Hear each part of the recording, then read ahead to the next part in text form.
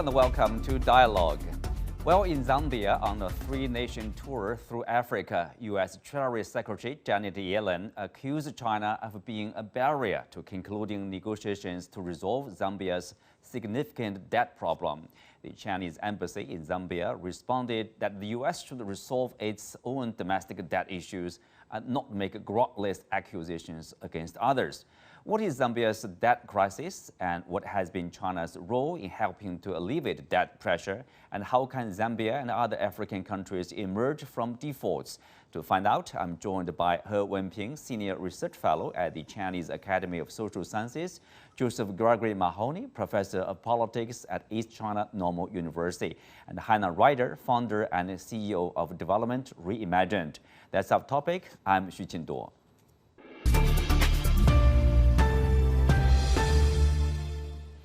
Welcome to the show. Wenping, I will start with you. We know that Zambia government, if you follow their data, by the end of 2021, the country owed a total of more than $17 billion in external debt.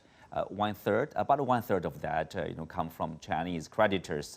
So mostly from Chinese national banks, Chinese investment in infrastructure projects. Zambia began first defaulting on its loans back in 2020, mostly because of the pandemic, we know.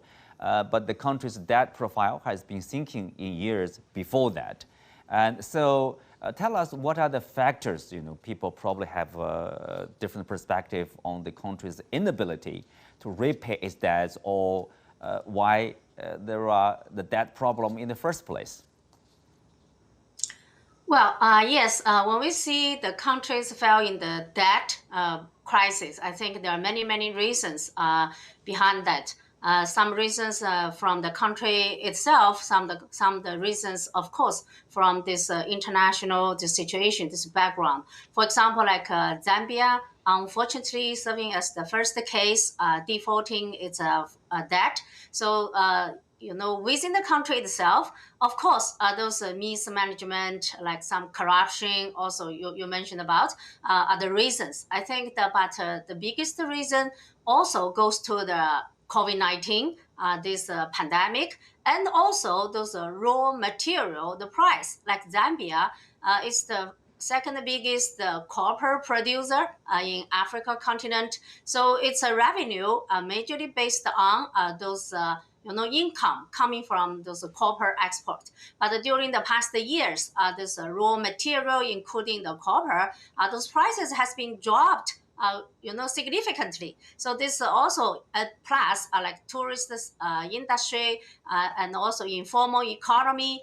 Many people engaged with that. All of that has gone in a very serious these troubles. So those are the reasons. Plus, like internationally, we also know like Ukraine war, whatever. So this is a plus. One problem hasn't been resolved, and then another problems comes over, and that make this debt crisis getting more serious. I think all those factors pile them together that caused this kind of issue. Mm-hmm.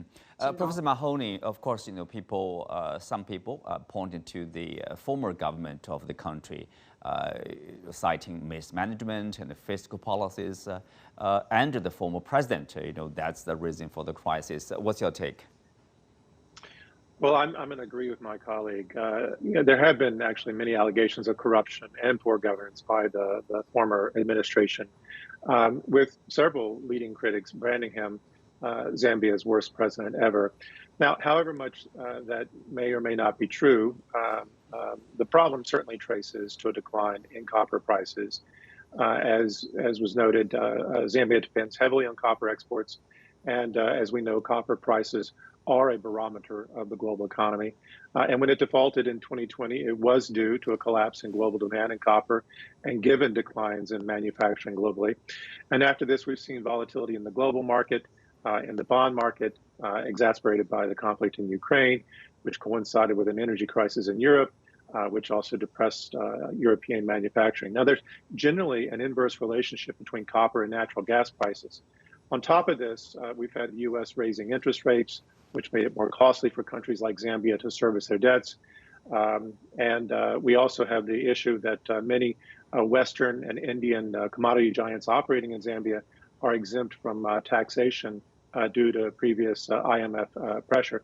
Finally, due to the uncertainty related to Chinese manufacturing last year associated with COVID controls and fears of a possible global recession, prices have not rebounded. However, there is some optimism among many experts that we may see a rebound in prices this year.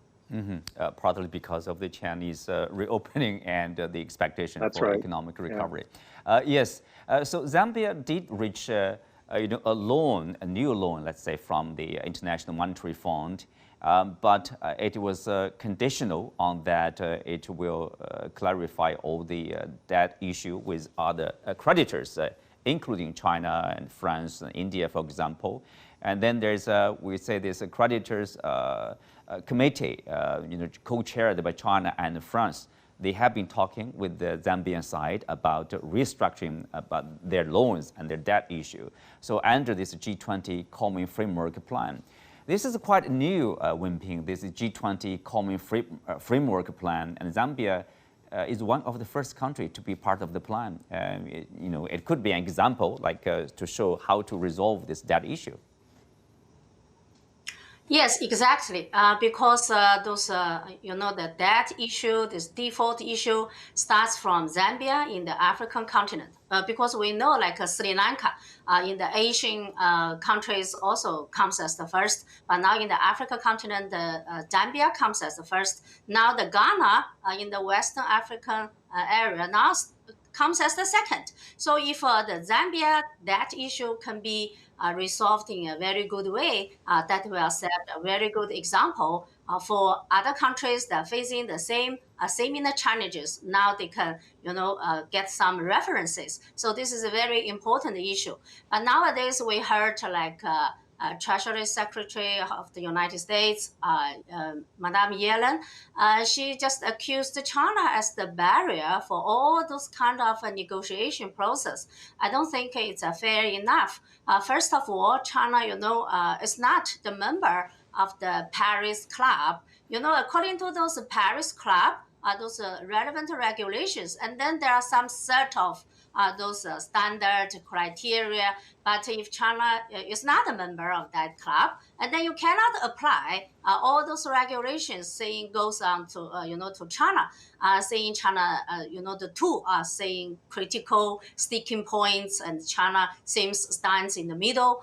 But those 2 points, when I read about that, I do think it's quite rational, actually, because this debt issue has involved with a lot of stakeholders, many private one, public one, state, and also goes to those like some fund come from those Western, those private, some holding those fund. So if all others, those 2/3 more, not involved in saying you share the same losses, like a haircut cannot be only goes to one head, should goes to all the stakeholders. I think that's quite fair.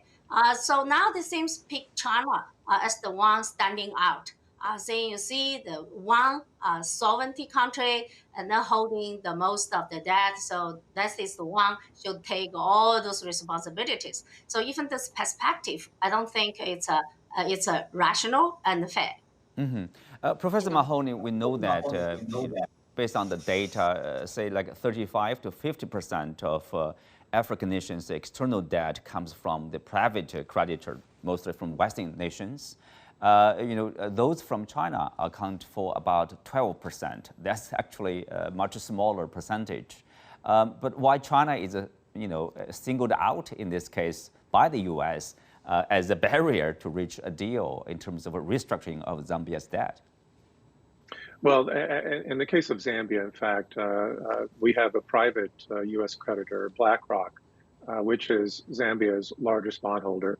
And Zambia has approached BlackRock to try to delay interest payments and or at least cancel 2/3 of the debt owed. They've also approached a group of Eurobond investors to try to delay interest payments. But these have been rejected by these private sector firms.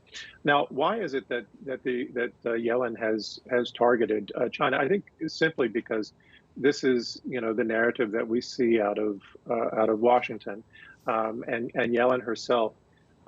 She's kind of a strange character. Before she became Treasury Secretary, she was opposed to the trade war, the U.S. Instigated trade war against China, because it was costing the U.S. Consumers. It was really not a good policy. But once she became Treasury Secretary, once she joined Biden's cabinet, she really started pushing all these anti-China narratives that we see consistent with the narratives with the rest of his administration. Among these, that China is trying to impose debt traps in Africa, and we see her being very, very explicit about saying, well, we don't want the IMF giving money to Zambia if Zambia is going to use that money to pay part of its debts to China. She's been very explicit about this. So, she's really promoting narratives that have been debunked by scholars. She's really promoting a partisan view. And it's really, I think, moving in tandem with this larger global demonizing discourse directed against China that's still being perpetuated by the United States. Mm-hmm. Professor Mahoney, obviously the Chinese embassy to Zambia has responded to the criticism by, of course, criticizing the U.S. stance. Janet Yellen, for example, U.S. itself is within a debt crisis. We know that the Democrats, the governing party, basically is trying to raise this debt ceiling, but to the opposition from the Republicans. And the U.S. national debt stands at $31 trillion, equaling about a third of the total value of the global GDP over there. I mean, that's a much way bigger issue than the 17 billion Zambia's external debt. So what kind of a role the U.S. is playing, for example, in reducing or helping Zambia resolving their debt issue? Well, in fact, what we see primarily is the U.S. doing things that are making it more difficult for Zambia to resolve this issue. And so it's kind of ironic, no, that the U.S. would then point the finger at China when in fact, what we see the U.S. doing in terms of the terrible, catastrophic response that it had to the COVID outbreak, which led it down a very dark path of very irresponsible fiscal and monetary policies, adding more than $3 trillion to the U.S. debt alone, and then ultimately helping to drive global inflation, which then necessitated the Federal Reserve to raise interest rates, which has then in turn made it very difficult for countries like Zambia to pay their debts. So it's really in part due to the mismanagement of the American economy, and it's not a new problem. It's something that has been going on for a long time now, and it leaves countries always susceptible to spillover effects. And this is, I say it's been going on for a long time, but we know that it's really been a gross cycle since the U.S. instigated global financial crisis in 2008. So this is really part of the issue that Yellen is kind of neglecting to discuss in her. Right. Pointing the finger at China. Yeah. So, Wenping, people would ask such a question. The U.S. is playing a role probably in creating this pressure on developing nations like Zambia in terms of serving their external debt by constantly raising the interest rates. It creates, make the countries put them in a more difficult situation to pay the debt. But at the same time, do you think the U.S. is out of goodwill to talk about Zambia, to basically blame China, or is it because geopolitical competition, the U.S. competition with so-called the Chinese influence in Africa? Wenping? Oh, okay. Because of the background noise, quite noisy. Okay, I think, of course, lots of people tend to those U.S. and China competition like in Africa. But I wish not happening. But in reality, even like the U.S.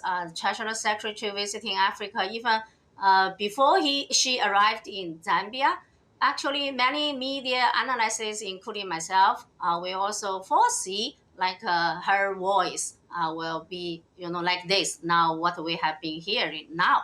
So of course, people will naturally think, okay, now she finger pointing to China again, even in this so-called dead trap. Actually, that's a very painful reality. That no matter those approach coming from the U.S. or coming from those European colonizer, they don't want to see China's influence in Africa is getting higher and higher and bigger and bigger. So they may have those zero sum this mentality, but I don't think this is a good thing being welcomed by any other country, including African countries as as a whole, because for African countries, they do like to cooperate with all those big those players, those very strong economies in the world, to offer technical know-how, to offer financial support, so on and so forth. But once it's coming up with some challenges, and then they don't want to see any country play with those game around, talking about that, talking about many other so-called transparency, this and that, those criteria, so-called criteria. Actually, we need to eyes on development. We need eyes on how to get over the poverty. Yeah, how to realize those 2063 agenda mapped out by the African Union. So all those things are the folks, not other things around. The real issue. We have Hannah Ryder on the phone. Hannah, welcome to the show. So tell us, what's the solution, forward-looking, what can we do to resolve this debt issue, the debt burden on nations like Zambia? It seems like Janet Yellen's remarks is both about the debt issue, is also about being critical of China for geopolitical competition, for example, in the African land. Yes, it's quite unfortunate that the focus has really been on China with Yellen's visit and even Georgieva's visit to Zambia. I think both the US and the IMF can play a significant role, which unfortunately they're not yet playing, but I think they can do a lot more for Zambia themselves. As a bilateral creditor, also for the US as a regulator of the private sector institutions, which have also lent to Zambia. But then for the IMF, also as a creditor to Zambia, can do more than it already has done in terms of really helping creditors to focus more on Zambia's needs. I think, when we look at Zambia's relationship with China, we have to remember that China has been a lender and also has provided debt relief to Zambia over the last 20 years. So it's not that if China's not with the rest of the creditors on the rest of the creditors' table, that doesn't mean that China hasn't been at the table with Zambia. And we've seen that in multiple instances. For example, in total, China has relieved Zambia of over $250 million of debt over the last 20 years, and making it actually Zambia's largest debt relief as a debt relief bilateral creditor. So it's not because of US and IMF advocacy that there are challenges. I think we have to remember that it's not about the creditors being together. We have to be focused on Zambia itself. And what we've also seen more recently is that a number of projects with China, unfortunately, Zambia and China decided that they would be cancelled, also to create more fiscal space for Zambia to make more other financial decisions as it needs to. That has also had an effect, but unfortunately, again, Yellen, Georgieva just are not mentioning this at all, and the value of those projects are 1.1 billion US dollars, and whereas the IMF package is 1.3 billion US dollars. So these are not insignificant things, but they're being missed out in the narrative. And I think it's very important that borrowers really put as much pressure on everyone as they can to be as helpful and as supportive, cutting interest rates, finding all sorts of different ways. We don't have to have the creditors all on the table at the same time. We can have one-to-one negotiations. It's not a problem for us as borrowers, but just make it happen as quickly as possible. And I hope that both the US, IMF, and China, of course, will go back from this discussion to see what they can actually do, having had discussions with the Zambian government. With the Chinese side, they have told the world that their negotiation is making progress. Hopefully, things will be resolved soon. Look at the big picture. Professor Mahoney and the World Bank chief economist Indermit Gill compared the debt situation in Africa now with the lost decade in Latin America, which was caused by high U.S. interest rates in the late 1970s, saying that to some extent a similar thing could happen now. So how are U.S. interest rates affecting emerging markets, not only in African nations, but probably developing countries, the other continent, including those in Latin America or in Asia? Well, there were a couple of causes for several causes actually for the lost decade in Latin America during the 1970s. One of them, of course, was the energy shocks, which led to energy importing countries to having to pay a lot more all of a sudden for oil due to the OPEC raising prices, but also due to the recycling of the petrodollar, in so much as the money that was being spent on oil was then being sent to American banks, which was then being lent to Latin American countries at higher and higher interest rates. And then that money was being then used to buy oil again. And it was this recycling thing that really just ground a lot of Latin American economies into dust.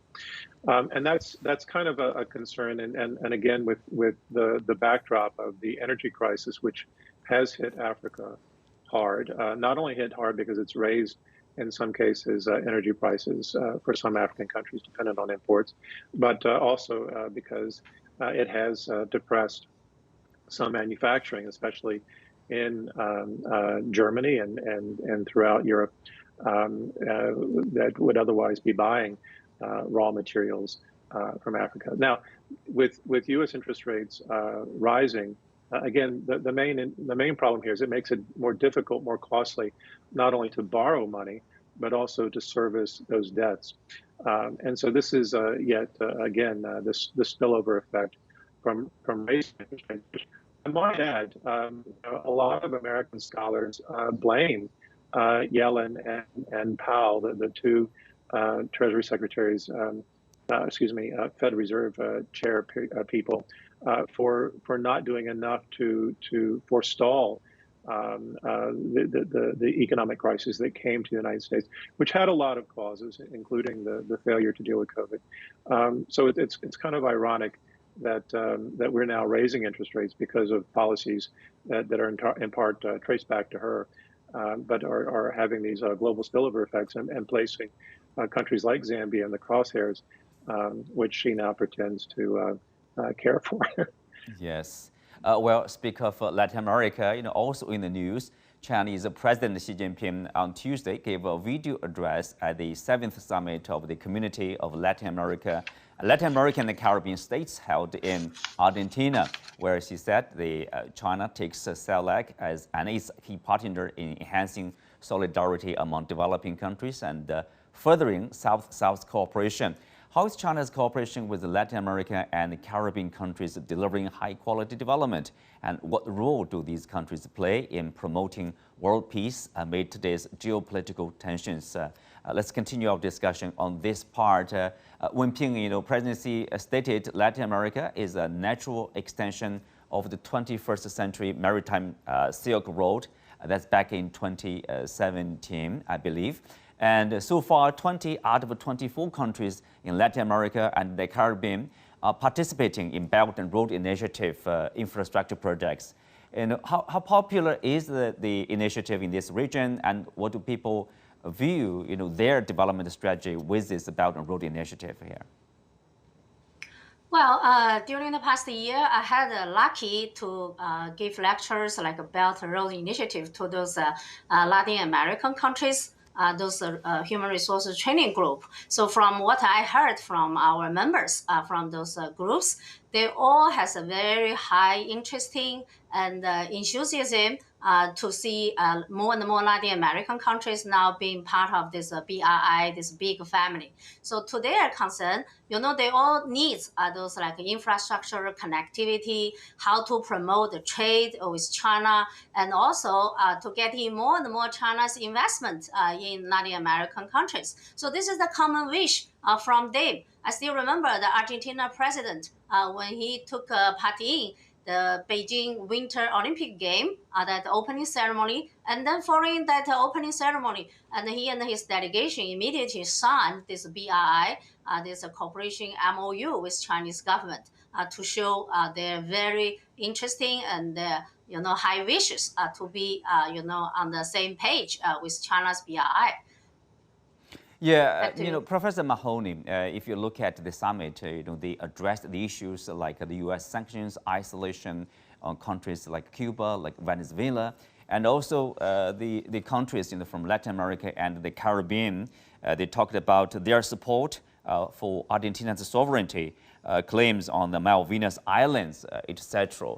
So at the same time, you do hear President Xi talking about countries from this region are key to enhancing solidarity among developing countries and furthering South-South cooperation. So how important is the South-South cooperation in a way to shape the global agenda or global geopolitical situation? Well, we know that disputes like the British claiming what they call the Falklands and what Argentina and Latin America call the Malvinas, that this is a legacy of the sort of North-South competition and imperialism that continues to linger, as does to a large extent, we could fit into this frame, the conflict between the United States and Cuba and the enduring embargo, although it has a very different history. But I think when we talk about South-South cooperation, we're really talking about a different model, one that tries to avoid that zero-sum imperial mentality that still continues to haunt North-South dealings. And keep in mind that China has been a very proactive and positive player in Africa since liberation in 1949. But in the case of the West, what we've either seen is aggression in the old imperial model or neglect. And as a result, there was a considerable amount of neglect by the North in Latin America as well as Africa, whereas China wanted to expand its position and its relations there. Now, we've seen tremendous growth in things like BRICS, as well as the BRI. These countries are hungry for development, and China is hungry to help them develop. It's a win-win cooperation. So this is one of the ironies that, again, with Yellen, that she doesn't want, not just Yellen, but the Biden administration, they really want to oppose BRI, and they don't want to help these countries in any way facilitate payment or returning investment on BRI investments. And so this is the key problem. Right, yes, that's the role they play in shaping global situation. Well, with that, we come to the end of today's show. Many thanks to our guests. You can also find us on the CGTN app on YouTube. I'm Xu Qinduo. Thank you for being with us. See you next time.